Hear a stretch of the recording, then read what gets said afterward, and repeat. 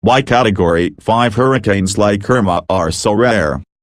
Hurricane Irma has become one of the strongest Atlantic hurricanes in recorded history. The Category 5 storm's monstrous winds are currently whipping at 185 miles per hour, 298 kilometers per hour, near its core as it barrels toward the Leeward Islands, Puerto Rico and possibly Florida.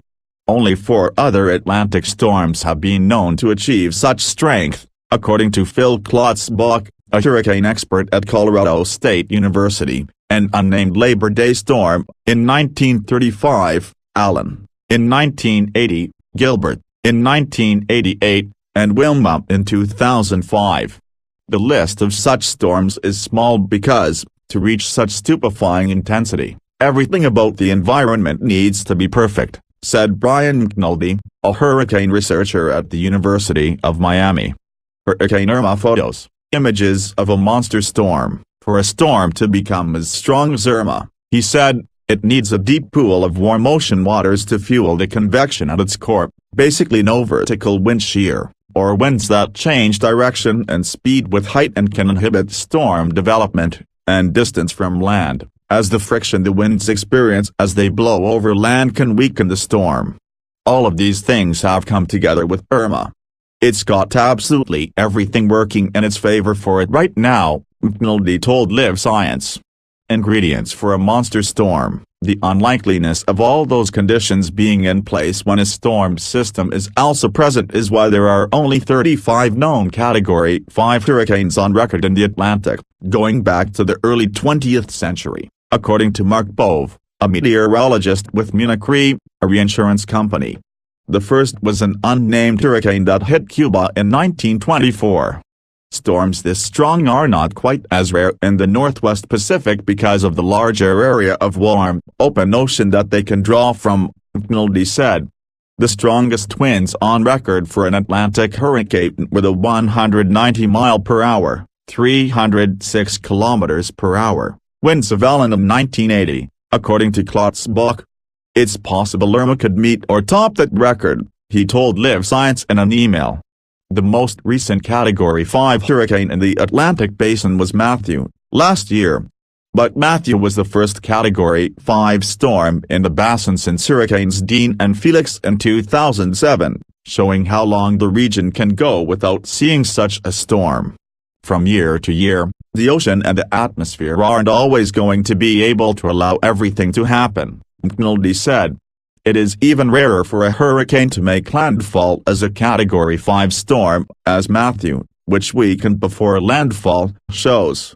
The last Category 5 storm to hit the U.S. was Andrew, in 1992, which flattened parts of South Florida. Andrew was a small storm that intensified quickly and had very warm waters off the east coast of Florida to draw from, helping it to overcome the interaction with land that would normally weaken a storm, McNulty said. A history of destruction, 8 great hurricanes, nature's biggest storms, the only other Category 5 hurricanes to hit the U.S. since the beginning of the 20th century were the 1935 Labor Day hurricane, which raked the Florida Keys, and Hurricane Camille, which hit Mississippi and Louisiana in 1969.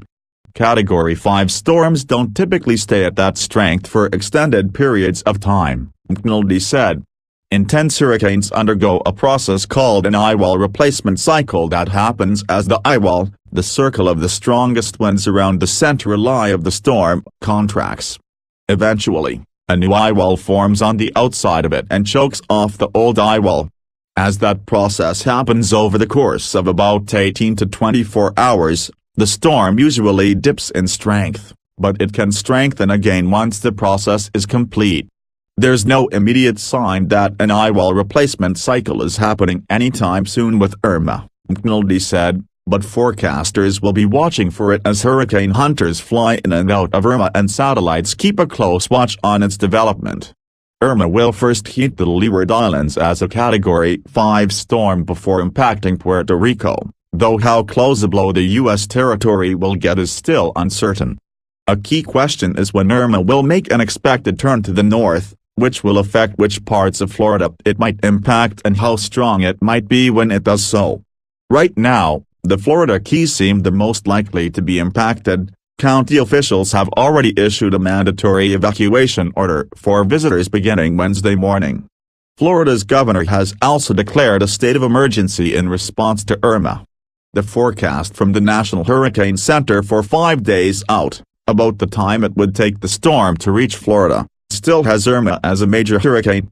Forecasts are typically too uncertain that far out to say whether Irma might still be a Category 5 storm if and when it reaches Florida, but a 5 is certainly within the realm of reality, McNulty said. If Irma continues on its current west-northwest track, it could interact enough with Hispaniola, the island that includes the Dominican Republic and Haiti, and Cuba for the storm to weaken before it reaches Florida, though this would mean bigger impacts for those islands, he said.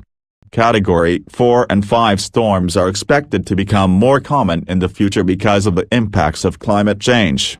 While scientists think the number of storms overall may decrease, the strongest storms will make up a higher proportion of those that do occur because of warmer ocean waters.